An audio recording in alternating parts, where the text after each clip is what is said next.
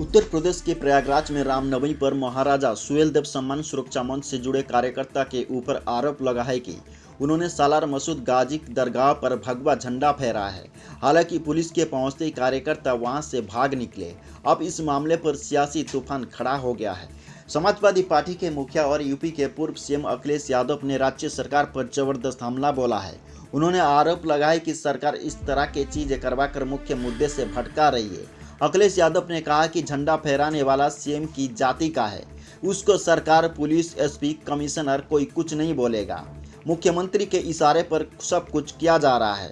ये सभी साथी वो लोग हैं जो पीडीए की लड़ाई को, संविधान को बचाने की लड़ाई को, देश के कानून को बचाने की लड़ाई में, देश की अर्थव्यवस्था को बचाने की लड़ाई में, हमारे किसानों के सम्मान के लिए, जो हमारे दबे कुचले हैं, जो पीड़ित शोषित लोग हैं, जो बहुजन समाज के लोग हैं, उन सबको सम्मान दिलाने के लिए जो बड़े पैमाने पर भारतीय जनता पार्टी बेरोजगारी फैला रही है, महंगाई बढ़ा रही है, हमारे बाजार को ख़त्म कर रही है, उस लड़ाई में हमारा साथ देने के लिए आए। मैं इन सब का बहुत बहुत धन्यवाद और आभार प्रकट करना चाहता हूँ। भारतीय जनता पार्टी अपनी नाकामी छिपाने के लिए बहुत सारे फैसले लेती है। अपनी हर योजना की नाकामी छिपाने के लिए कम्युनल रास्ता अपना रही है, कॉन्स्टिट्यूशन को खत्म कर रही है। अगर राम जी या सुमन जी के साथ कोई घटना होती है या समाजवादी पार्टी के नेता के ऊपर किसी तरह की कोई घटना होती है तो उसके लिए जिम्मेदार कोई दूसरा नहीं, मुख्यमंत्री खुद जिम्मेदार होंगे, क्योंकि मुख्यमंत्री खुद उस संगठन पे हाथ रखे हुए हैं।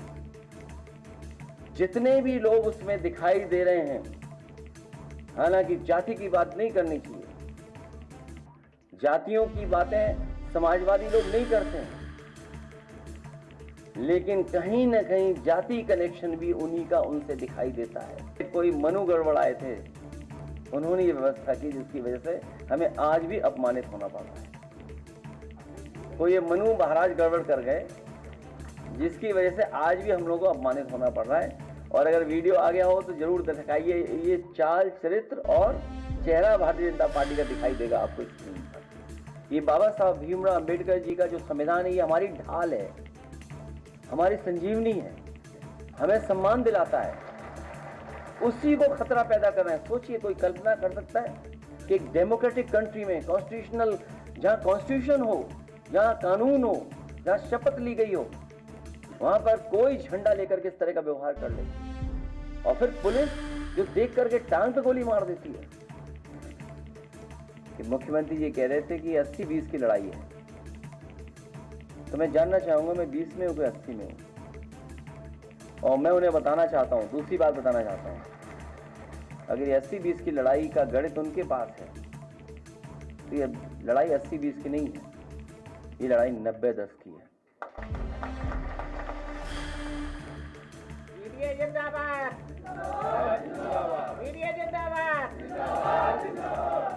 केंद्र सरकार ने घरेलू गैस सिलेंडर की कीमतों में 50 रुपया का इजाफा किया है।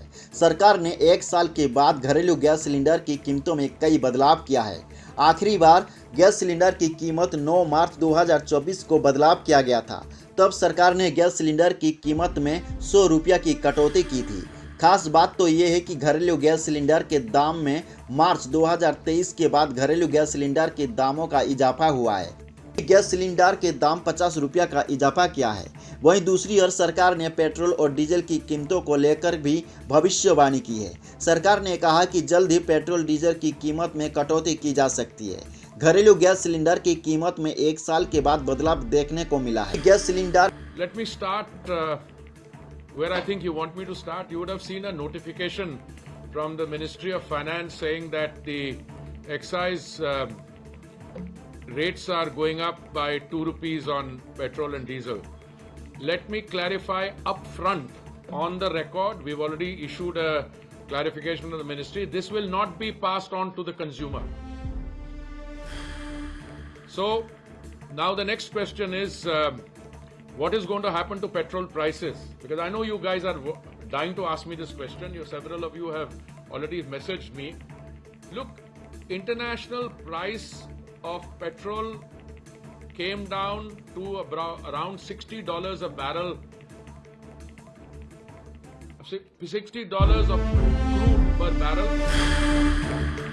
in the last day or so. But please remember that our oil marketing companies, with whose work I'm more familiar, but even the private sector companies, they carry inventories over a 45-day period.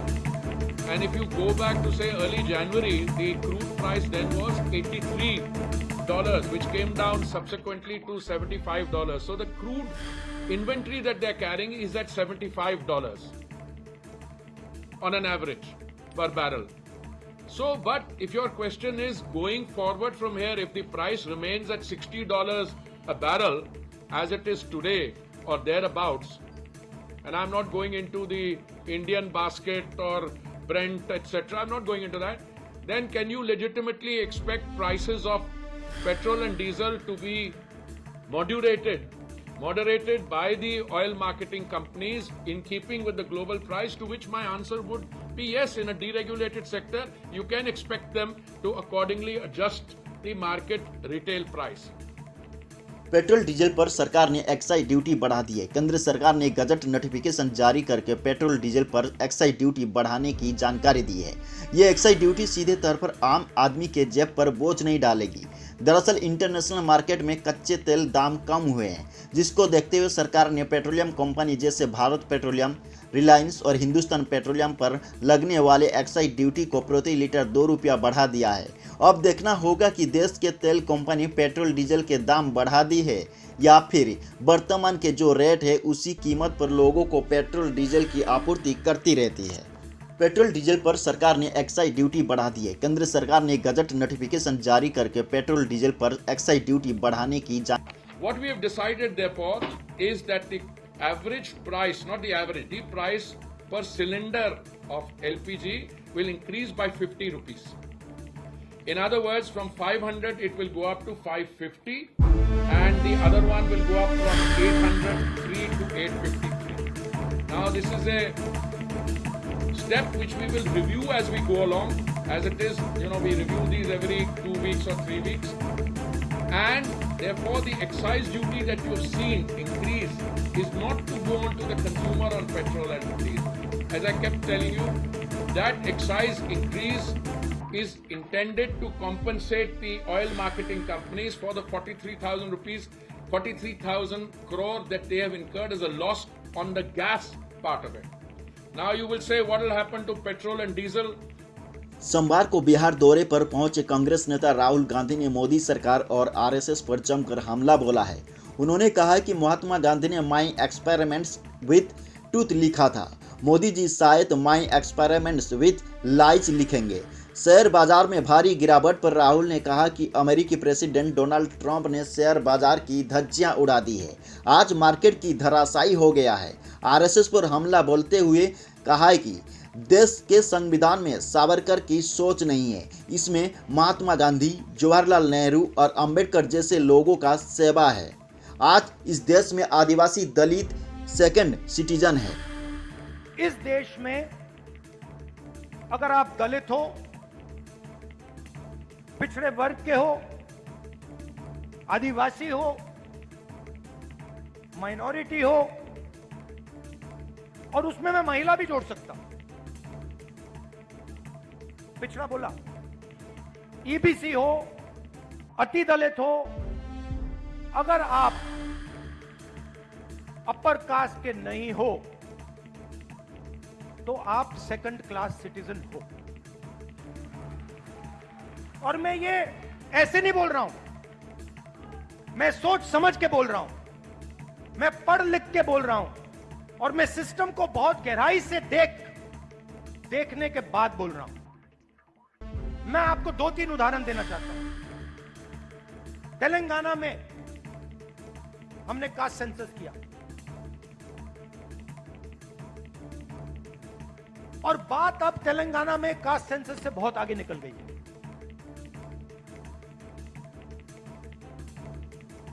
Telangana में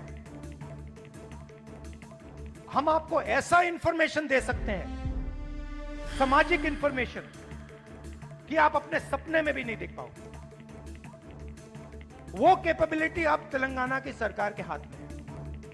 मैं आपको आज stage से बता सकता हूं कि अगर आप तेलंगाना में देखें और उन लोगों की लिस्ट निकालें जिन्होंने बैंक लोन लिया है, सरकारी बैंक लोन, सरकारी बैंक से लोन या प्राइवेट बैंक से लोन, उस लिस्ट में आपको ना एक ओबीसी मिलेगा, ना एक ईबीसी मिलेगा, ना एक दलित मिलेगा, ना एक आदिवासी मिलेगा। तेलंगाना की सबसे बड़ी कंपनियों की आप लिस्ट निकालिए, उनके मालिकों की लिस्ट निकालिए, उनकी सीईओज की लिस्ट निकालिए। ये सब हम तेलंगाना में अब कर सकते हैं। उनकी मैनेजमेंट टीम की लिस्ट निकालिए, आप हैरान हो जाओगे। मैनेजमेंट में, सीईओ की लिस्ट में, मालिकों की लिस्ट में आपको ईबीसी, ओबीसी, दलित, अति दलित, आदिवासी कहीं नहीं मिलेंगे, है ही नहीं। मैं आपसे नहीं कह रहा हूं कि 5% हैं, मैं आपसे नहीं कह रहा हूं कि 5% हैं, जीरो है ही नहीं। और आप दूसरे तरफ मजदूरों की लिस्ट निकालो, जो 21वीं सदी के नए मजदूर बने, गिग वर्कर्स, जो उबर चलाते हैं, जो 21वीं सदी की मजदूरी करते हैं, उनकी लिस्ट निकालो। 90% से ज्यादा, 95% दलित, पिछड़ा वर्ग, ईबीसी, आदिवासी, डोमेस्टिक सर्वेंट्स की लिस्ट निकालो। दलित, ओबीसी, ईबीसी, आदिवासी, अति दलित।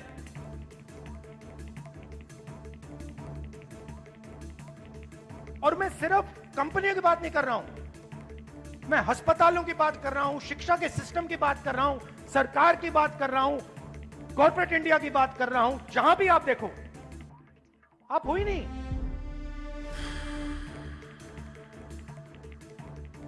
और तेलंगाना में अब वो पूरा का पूरा डेटा हमारे हाथ में है, जो नरेंद्र मोदी जी आपके हाथ नहीं डालना चाहता है। इसीलिए आपने देखा कि जैसे ही हमें वो डेटा दिखा, हमने रिजर्वेशन को बढ़ा दिया।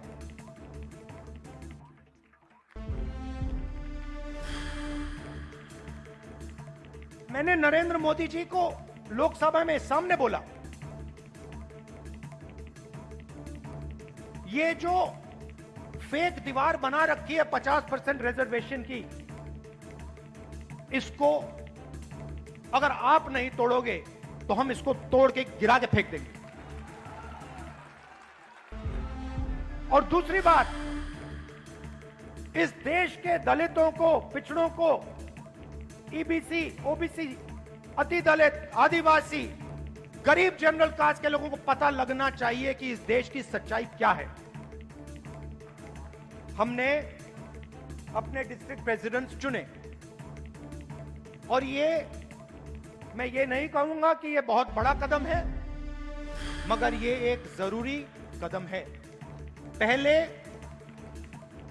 हमारे डिस्ट्रिक्ट प्रेसिडेंट्स की लिस्ट में 2/3